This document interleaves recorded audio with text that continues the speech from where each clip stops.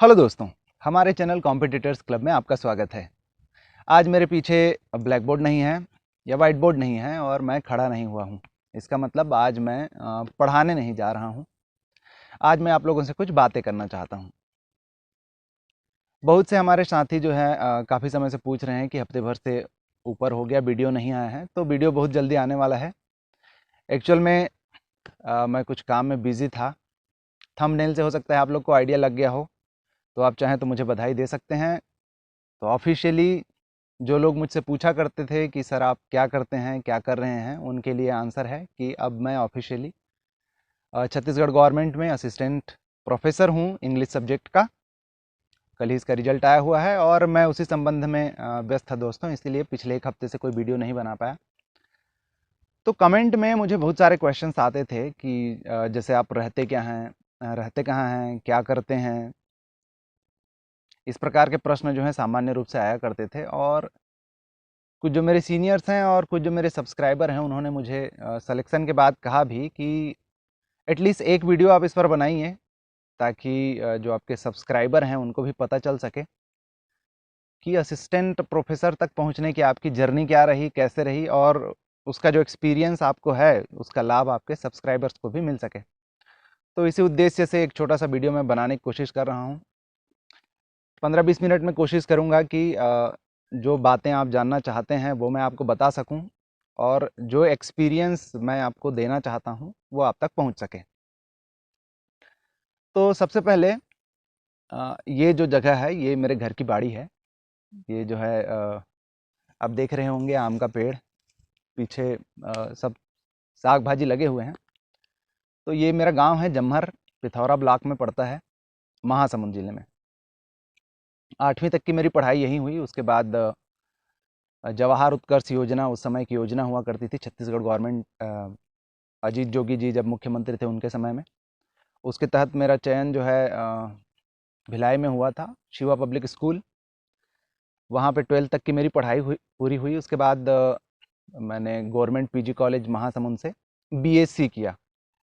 तो biology, chemistry और botany जो है मेरा, यानी जूलॉजी, बॉटनी और केमिस्ट्री जो है मेरे सब्जेक्ट्स थे। तो मैंने बीएससी किया हुआ है, इसीलिए कभी कभी मैं साइंस भी पढ़ा लेता हूँ।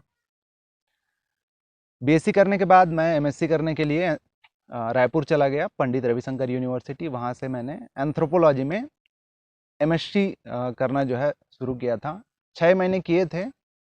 और इस बीच जब मैं फाइनल ईयर में था, यानी बीएससी के फाइनल ईयर में था, तो ऐसे ही अपने दोस्तों के, अपने सीनियर्स के देखा देखी में स्टेट बैंक का जो क्लरिकल एग्ज़ाम हुआ था उसमें अप्लाई कर दिया था और दिला दिया था। मेरे साथ अच्छी बात ये रही कि 12th ख़त्म होने के बाद भी, 12th क्यों, 10th ख़त्म होने के बाद भी मैंने कभी मैथ्स को छोड़ा नहीं हुआ था। मैथ्स मुझे पसंद है, भले मैंने बायो लिया था पर मैथ्स मुझे पसंद है। तो मैथ्स मेरा अच्छा था और मेरा सिलेक्शन हो गया। तो जिस समय मैं एमएससी एंथ्रोपोलॉजी का 3rd पेपर लिख रहा था, उसी दिन मुझे जो है जॉइनिंग लेटर पहुंचा। अब कंडीशन ये था कि फिनेंशियल स्थिति मेरी भी ठीक नहीं थी। जॉब के बारे में मैंने उस समय सोचा नहीं था, पर चूंकि लग चुका था तो ज्वाइन कर लिया। अब ज्वाइन करने के बाद मेरा एंथ्रोपोलॉजी छूट गया। पहला ही सेमेस्टर हो पाया था। उसके बाद मेरी पहली पोस्टिंग मिली धमतरी में। धमतरी में मैं 2010, दिसंबर 2010 से सितंबर 2016 तक रहा, लगभग लगभग 6 साल। उसी बीच जो है, अब चूंकि मेरी पहली प्रायोरिटी तो थी नहीं बैंकिंग, बैंकिंग का जॉब जो है मेरा विश नहीं था।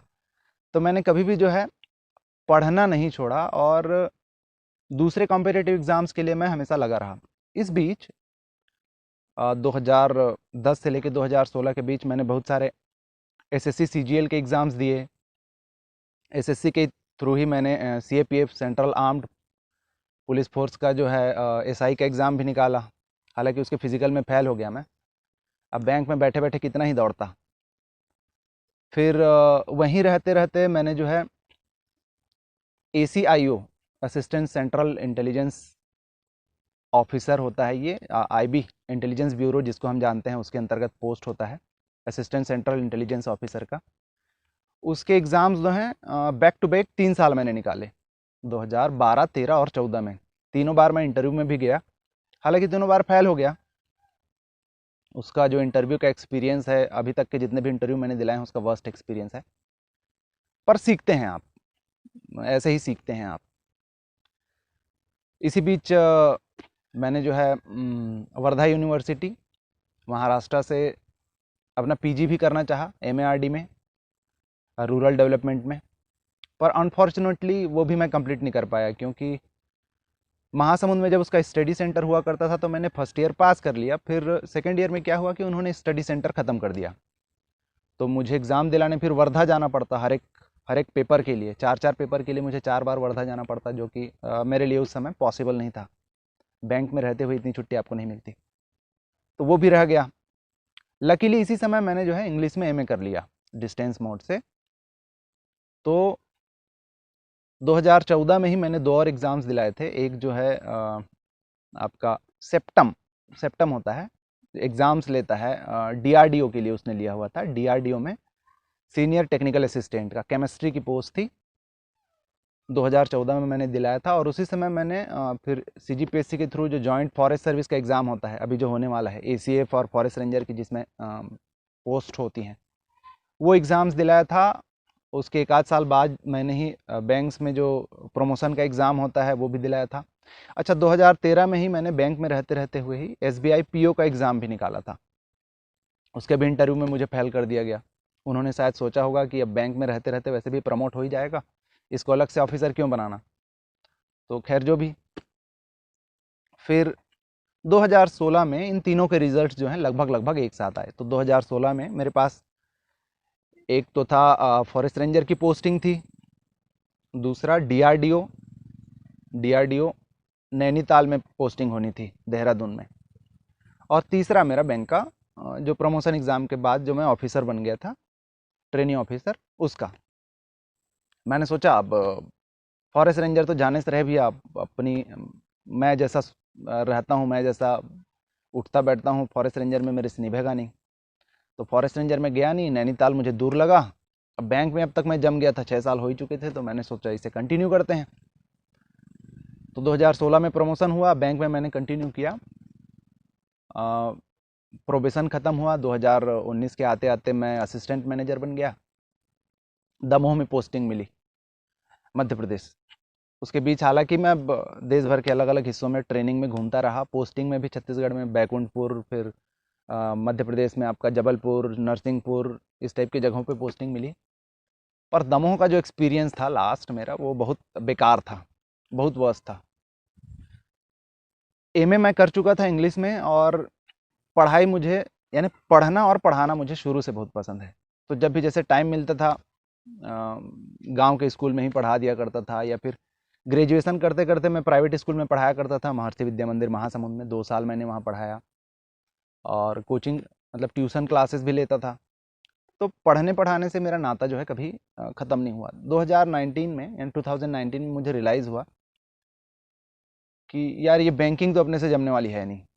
हालांकि ये रियलाइजेशन मुझे बहुत पहले हो गया था कि बैंकिंग अपने से जमने वाली है नहीं। पर उसमें हो क्या रहा था कि जब आप एक जॉब में रहते हैं, आपके पास जब एक सिक्योरिटी रहती है, तो आप किसी दूसरे जॉब में स्विच करने के लिए, किसी दूसरे जॉब में जाने के लिए उतना मेहनत नहीं करते जितना आप तब करते हैं जबकि आपके पास कुछ नहीं होता।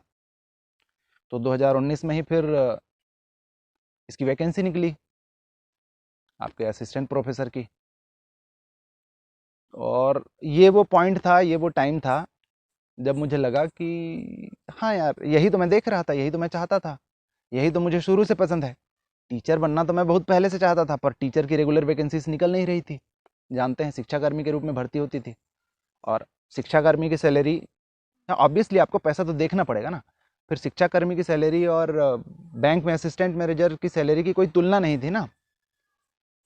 तो जॉब एक तो निकल नहीं रही थी जो जॉब मैं चाहता था। तो 2019 में जब ये जॉब निकली, तो अपन श्योर थे भैया, अपने को फिर लगा कि यही मोमेंट है, यही टाइम है। और मैंने अप्रैल 2019 में क्विट कर दिया, बैंक की जॉब छोड़ दी। घर वालों को ये बताना बड़ा मुश्किल होता है जब वो आपसे इतना एक्सपेक्ट करके, घर वाले ही क्यों, आपके आसपास जो यार दोस्त होते हैं, जो सोसाइटी होती है, वो आपसे बहुत एक्सपेक्ट करती है, बहुत ज़्यादा। तो आपके कंधों पर उनके एक्सपेक्टेशंस का बोझा भी होता है। तो उनको आप ऐसे नहीं बता सकते कि असिस्टेंट मैनेजर की नौकरी थी, आप छोड़ के आ गए करके। उनके लिए मुश्किल होता है, वो नहीं समझ पाएंगे कि ऐसे कैसे छोड़ दिए, क्यों छोड़ दिए, अब क्या करोगे, क्या कर रहे हो, अभी क्या है, कोई दूसरी नौकरी लगी है क्या, 10 प्रकार के क्वेश्चन आपको फेस करने पड़ेंगे। तो फिर आप अपनी तैयारी करें या फिर लोगों को समझाते बुझाते ही रहें। मैंने घर में नहीं बताया। मेरी वाइफ को पता था। आपके क्लोज़ फ्रेंड्स को भी पता होना ज़रूरी है कि आप क्या कर रहे हैं, कैसे कर रहे हैं। अगर आप शादीशुदा हैं तो आपकी वाइफ को तो पता ही होना चाहिए, और उनका बहुत सपोर्ट रहा इसमें। फिर बाद में हालांकि धीरे से मैंने बताया, एक आध साल बाद जो है घर वालों को भी बताया, अपने ससुराल वालों को भी बताया कि मैं छोड़ चुका हूँ करके। पर होता क्या है कि कुछ लोग ऐसे होते हैं जो आपको जानते हैं, आपको समझते हैं कि आपकी कैपेबिलिटीज़ क्या है, आप क्या कर सकते हैं, क्या नहीं कर सकते हैं। मेरे आसपास भी ऐसे बहुत सारे लोग थे। एक्चुअल में हर किसी के आसपास जो है ऐसे बहुत से लोग होते हैं, एक जो आपको समझते हैं, आपको सपोर्ट करते हैं, और दूसरे जिनकी संख्या ज़्यादा होती है, टांग खींचने वाले, जो आपको पुल करने की कोशिश करते हैं। ऐसे लोग बहुत ज़्यादा होते हैं, आपके घर में भी होते हैं, नाते रिश्तेदारी में भी होते हैं, आस पड़ोस में भी होते हैं। पर आपको पहले वालों का सुनना है। तो उनका सपोर्ट रहा, और मैं कंफर्म था कि मैं ये कर सकता हूँ, एकेडमिक फील्ड से अगर कोई पोस्ट निकला है तो मैं ये कर सकता हूँ। फिर मैं आया, लगा रहा इसमें। इसी बीच जो है ये पेंडेमिक आ गया, जो कोरोना। पर जैसा भी हो, लास्ट में रिजल्ट वही निकला जो मुझे एक्सपेक्टेड था। रिटर्न में अच्छे नंबर्स आए, और उसके बाद इंटरव्यू के बाद कल परसों कल कल जो रिज़ल्ट आया, तो फाइनली मैं सेलेक्ट हूँ। 22वें नंबर पे मेरा नाम है। तो आप मैसेज में मुझे बधाई दे सकते हैं, और अब मैं अपना बायो भी बदल सकता हूँ। तो जो जो पूछते थे कि मैं क्या हूँ, तो अभी मैं हूँ असिस्टेंट प्रोफेसर इंग्लिश में। दूसरा ये चीज़, चूँकि अब मैं ऐसा कह सकता हूँ कि मुझे कॉम्पिटिटिव एग्ज़ाम्स का जो है कम से कम 10 साल का तजुर्बा है। कम से कम 5 नौकरियों में मैं सेलेक्ट हुआ हूँ। तो इतने तजुर्बे के बहाने मैं आपको कुछ एक्सपीरियंस बताना चाहता हूँ। पहला एक्सपीरियंस जो आपको लाइफ में काम आएंगे, और दूसरे जो आपको एग्ज़ाम में काम आएंगे। आपको ये मानना है, समझना है, नहीं समझना है, ये आपके ऊपर है। हर किसी का अपना एक्सपीरियंस होता है। मेरा एक्सपीरियंस मेरे पर्सपेक्टिव से है। वो ज़रूरी नहीं कि आप जब उसको अप्लाई करो तो वो आपको काम आए। इसलिए पहला, मोटिवेशनल स्पीकर या फिर मोटिवेशनल बुक्स पढ़ना आप बंद करिए। वो आपके कोई काम की नहीं है। वो उन्होंने अपने पर्सपेक्टिव से लिखा है, अपने पॉइंट ऑफ व्यू से लिखा हुआ है। आपकी अपनी लाइफ है, आपके लाइफ में आपके अपने जो हैं समस्याएं हैं, आपके अपने सराउंडिंग्स में अलग अलग तरह की क्रिया प्रतिक्रियाएं हो रही हैं। उनने जो लिखा, उनने जो बताया, उनके लाइफ में वो अलग तरीके से हो रही थी। तो मोटिवेशनल स्पीचेस सुनना, मोटिवेशनल वीडियोस देखना, पुस्तक पढ़ना बंद करिए। आप अपनी लाइफ को बैठ के आराम से समझिए कि आपके आसपास क्या हालात हैं, आपको उनसे कैसे निपटना है। पहले प्रायोरिटी फिक्स करिए। प्रायोरिटी फिक्स करिए कि आपको नौकरी चाहिए तो कौन सी चाहिए और क्यों चाहिए। आपके अपने कुछ लिमिट्स हैं, आपके अपने कुछ सपने हैं। किसी को मैथ्स बहुत अच्छा लगता है, किसी को कुछ दूसरी चीज़ें ज़्यादा अच्छी लगती हैं। तो जैसे कुछ लोग ऐसे होते हैं जिनकी लाइफ में कुछ बहुत ज़्यादा एक्साइटेशन नहीं होता, बहुत कुछ इधर उधर नहीं करना रहता है। तो उनके लिए बैंकिंग फाइनेंस की जॉब अच्छी है, अच्छी सैलरी मिलती है, बैठ के जो है नंबर्स में खेलते रहते हैं। पर हर एक जॉब का अलग जो है फील्ड है, अलग कार्य क्षेत्र है। उसके हिसाब से आपको चयन करना चाहिए कि आप कौन सा पोस्ट चाहते हैं। पहली बात, सिर्फ पोस्ट चाहने से नहीं होगा कि वो आपको मिल जाएगा। दूसरा, आपको ये भी देखना पड़ेगा कि आप उस पोस्ट के लिए तैयार हैं कि नहीं। आपको पोस्ट चाहिए, ठीक है, पर आप उस पोस्ट को ले सकते हैं क्या। तो फिर आपको देखनी पड़ेगी कि आपके प्लस पॉइंट्स क्या हैं, आपके माइनस पॉइंट्स क्या हैं, आपका जो स्ट्रॉन्ग चीज़ है वो क्या चीज़ है। जिस एग्जाम्पल के लिए, मैं गणित में अच्छा हूँ, मेरी इंग्लिश अच्छी है, मेरी रीजनिंग अच्छी है, पर मुझे हिस्ट्री के डेट्स याद रखने में, या फिर इकोनॉमिक्स वगैरह के डेटा याद रखने में दिक्कत होती है, मतलब नंबर्स याद रखने में मुझे दिक्कत होती है।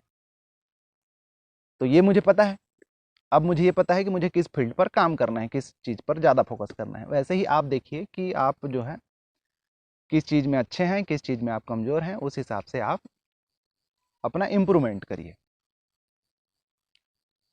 तो लाइफ के लिए पहला जो लेसन है वो ये है कि शिकायत मत करिए। इस बात का रोना मत रोइए कि आपके पास क्या चीज़ है, क्या चीज़ नहीं है, आप जो है किस हालत में रह रहे हैं, आपके घर की माली हालत कैसी है। हमारे देश में ही क्यों, पूरे विश्व में देखिए, मेरे ख्याल से 60 to 65% जनता ऐसी है जिनके पास अपनी समस्याएं हैं, बहुत सारी समस्याएं हैं, आर्थिक तो खासकर। पर जिनकी आर्थिक हालत ठीक भी होती है, उन जरूरी नहीं है कि वो जो है ज़्यादा सक्षम है आपसे कुछ करने में। क्यों? क्योंकि सिर्फ आर्थिक हालात ही नहीं होते ना भाई, आपके पास मानसिक हालत कैसी है, आपके घर में हालत कैसी है, ऐसी बहुत सारी समस्याएं होती हैं। तो ये समस्याएं सबके साथ हैं। तो इस बात का रोना कभी मत रोइए कि मेरे पास ये नहीं है, ऐसा नहीं है, वैसा नहीं है, पैसा नहीं है, तो मेरे घर की हालत ठीक नहीं है। ये रोना मत रोइए।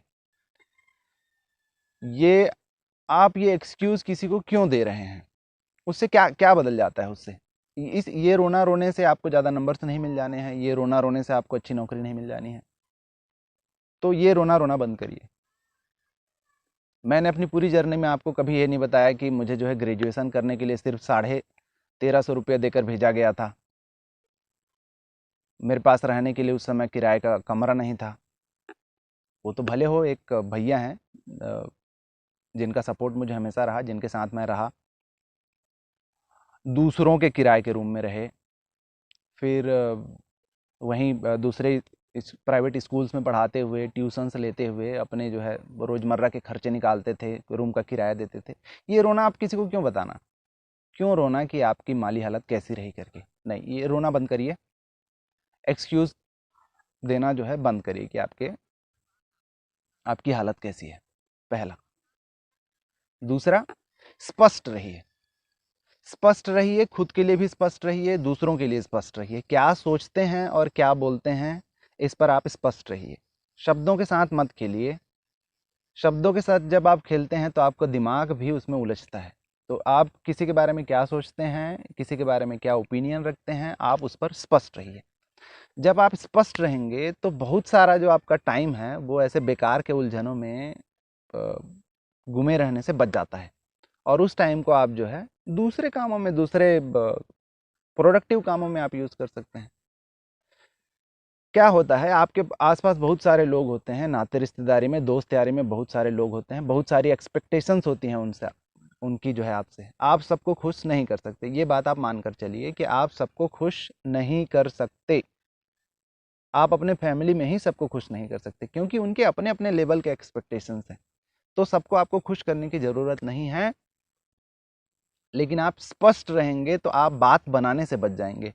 किसी को खुश करने के लिए हम बात बनाने पर जितनी मेहनत करते हैं और उस बात को फिर आगे बढ़ाने के लिए बात बनाने में जितनी मेहनत करते हैं, वो सारा मेहनत आपका बच जाएगा।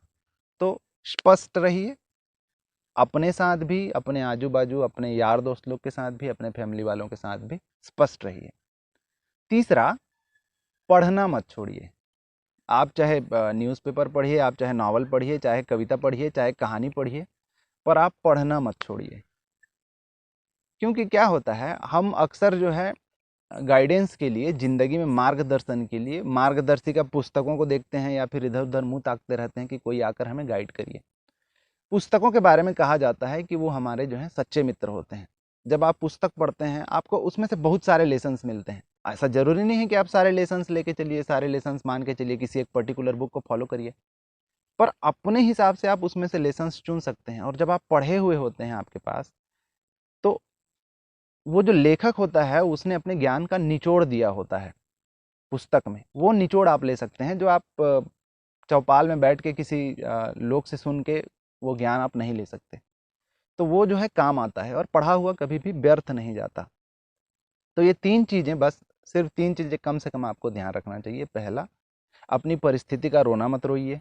दूसरा, स्पष्ट रहिए सोच में, व्यवहार में, अपने साथ भी, दूसरों के साथ भी। और तीसरा, पढ़ना मत छोड़िए। चाहे कुछ भी पढ़िए, पर पढ़ना मत छोड़िए। ये तो हुए लाइव के लिए। पेपर्स के पॉइंट ऑफ व्यू की अगर मैं बात करूं तो हालांकि मैं वीडियोस में भी कई बार बोलता हूं कि पेपर्स की तैयारी आपको कैसे करनी चाहिए। सबसे पहले सिलेबस देखिए।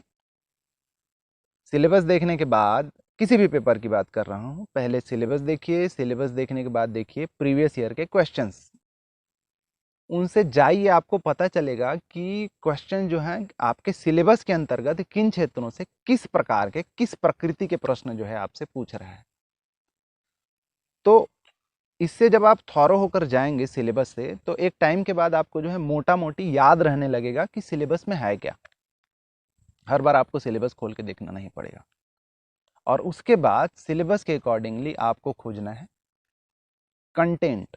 ध्यान रखेंगे, बुक नहीं, कंटेंट। ये मैं बार बार कहता हूँ, कई बार पूछते हैं लोग, बहुत सारे लोग मेरे से पूछते हैं, और ये इन जनरल पूछते हैं किसी भी कोचिंग वाले से, या फिर जिन्होंने कोई एग्ज़ाम क्रैश किया होता है कि कौन सी बुक पढ़ें, कैसे बुक पढ़ें। और मैं हर बार ये बोलता हूँ कि बुक्स इंपॉर्टेंट नहीं होते, इंपॉर्टेंट होते हैं कंटेंट। चलिए, मैंने जिस बुक से, ये जो है इसमें पहला पेपर चूँकि CGPSC का भी था, छत्तीसगढ़ के जीके का भी था, मैंने किस बुक से छत्तीसगढ़ का जीके तैयार किया है वो मैं आपको दिखा रहा हूँ।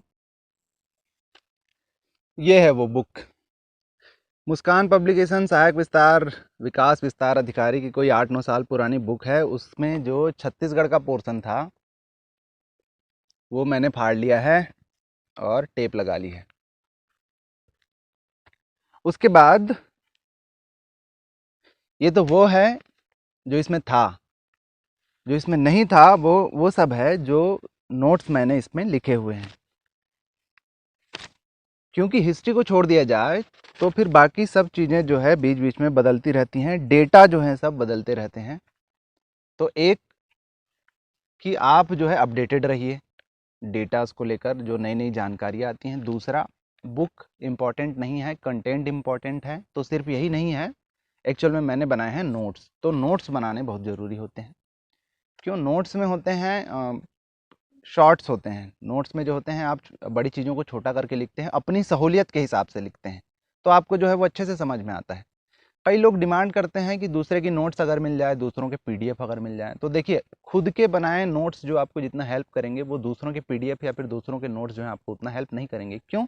क्योंकि वो नोट्स उस बंदे ने, सामने वाले बंदे ने अपने हिसाब से, अपनी सहूलियत के हिसाब से बनाया हुआ है। तो उसमें कुछ शॉर्ट ट्रिक्स होंगी जो उनने अपने समझ से बनाए थे, वो चीज़ें आपको थोड़ी समझ में आएंगी भाई। इसलिए नोट्स बनाने ज़रूरी हैं। तो सिलेबस से गए, क्वेश्चन पेपर समझे, नोट्स बनाए आपने, उनको अपडेटेड रखा अलग अलग जगह से। आपको ये भी पता होना ज़रूरी है कि जो राइटफुल यानी सही जो जानकारियाँ हैं वो आपको कहाँ से मिल सकती हैं। जैसे तमोर पिंगला अभ्यारण्य की बात है, एग्जाम्पल के लिए, अभी हमारे एक सब्सक्राइबर ने पूछा भी था। कुछ बुक्स में लिखा हुआ है बलरामपुर में है, कुछ बुक्स में लिखा हुआ है कि वो सूरजपुर में है। जब आप ऑफिशियल वेबसाइट में जाकर देखें, पर्यटन विभाग की वेबसाइट में जाकर देख लीजिए, या फिर फॉरेस्ट डिपार्टमेंट की वेबसाइट पे जाकर देख लीजिए, तो वो सरगुजा में है। क्यों? क्योंकि उसका मुख्यालय सरगुजा में है।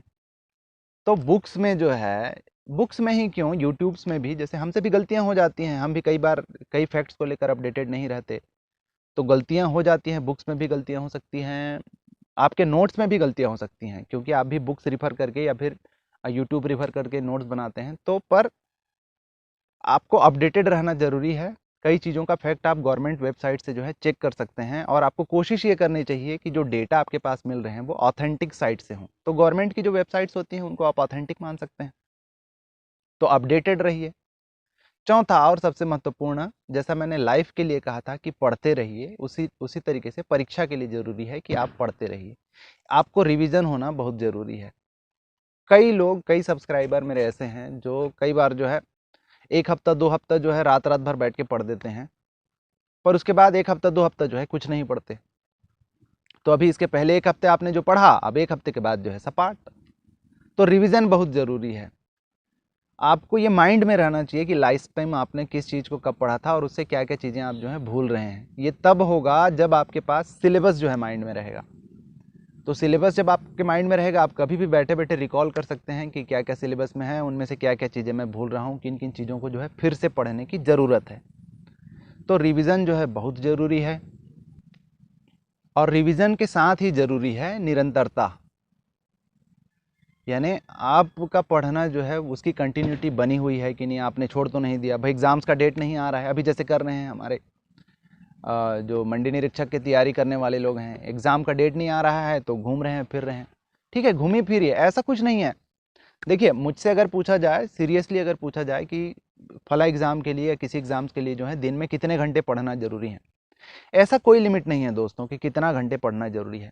बात यह है कि आप जो है उस दिए हुए समय में उस सिलेबस को कितने घंटे पढ़कर कंप्लीट कर सकते हैं, कितने घंटे पढ़कर आप जो है उसका रिवाइज कर सकते हैं, कितने घंटे में उसकी तैयारी कर सकते हैं। कुछ लोग ऐसे होंगे जो रोज़ दिन का 1 से 1.5 घंटा पढ़कर ही उसको कर सकते हैं। कुछ लोग ऐसे होंगे जिनके लिए 10 से 12 घंटा भी कम पड़ेगा। तो ये आपके ऊपर है। ऐसा कोई फिक्स नहीं है कि आपको ये एग्ज़ाम निकालने के लिए 8 घंटा पढ़ना ज़रूरी है। जी नहीं, मैं कभी नहीं पढ़ता 8 घंटे, मैं पढ़ ही नहीं सकता। मैं एक दिन में जो है 4-5 घंटे से ज़्यादा पढ़ ही नहीं सकता, एक सीटिंग में 2-3 घंटे से ज़्यादा पढ़ ही नहीं सकता, रात को मैं पढ़ ही नहीं सकता। ये मेरी लिमिट्स हैं, ये मेरे बॉडी की लिमिट्स हैं, मुझे पता है। अगर मैं आज रात को बैठ के पढ़ दूँ, एक तो मेरे को नींद आएगी, रात को पढ़ने की मुझे आदत नहीं है। दूसरा, अगर मैं पढ़ भी लूँ ज़बरदस्ती करके तो दूसरा दिन मेरा ख़राब जाएगा, सुस्ती लगेगी, आलस आएगा। तो ये लिमिट्स आपको पता है, आप अपने बॉडी को बेहतर तरीके से जानते हैं कि आपकी बॉडी की लिमिट्स क्या हैं। बॉडी की लिमिट्स इसलिए भी ज़रूरी हैं कि ऐसा मत हो कि आप एग्ज़ाम्स के दिन ही बीमार पड़ गए। तो आपको हेल्दी रहना भी ज़रूरी है। बोलते हैं ना कि एक हेल्दी माइंड जो है हेल्दी शरीर में ही रहता है। तो हेल्दी रहने के लिए ज़रूरी है कि आपको पता हो कि आपकी बॉडी के लिमिट्स क्या हैं, कितनी देर तक वो जाग सकता है, क्या चीज़ खा सकता है, क्या चीज़ पचा सकता है, क्या चीज़ नहीं पचा सकता। ये सारी चीज़ें आपको अपने बारे में आपसे बेहतर कोई नहीं बता पाएगा। तो ये सारी लिमिट्स को ध्यान में रखिए, हेल्दी रहिए, कंटिन्यूटी बनाए रखिए पढ़ने के लिए। उसके बाद देखेंगे कि कोई सा भी एग्ज़ाम्स जो हैं वो निकालना कठिन नहीं होता है। एक चीज़ हो सकता है कि आपको वो अभी ना हो। कुछ लोगों को हो सकता है कि अभी तुरंत वाले एग्ज़ाम्स में क्रैक कर लें, कुछ लोगों को 2 साल बाद लगे, कुछ लोगों को 3 साल बाद लगे। हर किसी का टाइमिंग जो होता है, टाइम जो होता है, फॉर्च्यून का जो टाइम होता है, अगर आप फॉर्च्यून पे मानते हो, हालांकि मैं नहीं मानता, पर फिर भी यदि आप मानते हैं फॉर्च्यून में, तो उसका जो है टाइम होता है, हर किसी का अलग अलग। मेरे कुछ क्लासमेट्स हैं, मैं खुद हूँ, जो जस्ट ग्रेजुएशन के बाद जो है हम लोग की नौकरी लग गई थी, छोटी नौकरी लगी थी। कुछ दोस्त ऐसे हैं जो तैयारी करते रहे, 7 साल 8 साल बाद लगी, लेकिन लगी बड़ी नौकरी। तो हर किसी का अपना अपना टाइम होता है, जब वो टाइम आता है तब वो चीज़ जो है होती है। अगर इस पर आप बिलीव करते हैं तो लगे रहिए, कंटिन्यूटी बनाए रखिए, पढ़ना मत छोड़िए, अपने लिमिट्स को जानिए, आप क्या अच्छा कर रहे हैं, किस में आपको सुधार की ज़रूरत है वो आप जानिए और उन सब पर सुधार करिए। मेरे ख्याल से जितना मुझे बताना था मैं इस वीडियो में बता चुका हूँ। इसके अलावा भी यदि आपकी कोई क्वेरीज़ हैं, इसके अलावा भी आप यदि कुछ जानना चाहें तो आप कमेंट बॉक्स में मुझे लिख सकते हैं। मुझे देखने सुनने के लिए थैंक यू। अगले जो वीडियो हैं आपके सब्जेक्ट से रिलेटेड, जिसमें हम MCQs कवर करने वाले हैं, इंग्लिश के MCQs कवर करेंगे, फिर सब्जेक्ट वाइज हम MCQs करेंगे, वो जल्दी ही आने वाले हैं। तब तक हमारे चैनल के साथ बने रहिए। Thank you.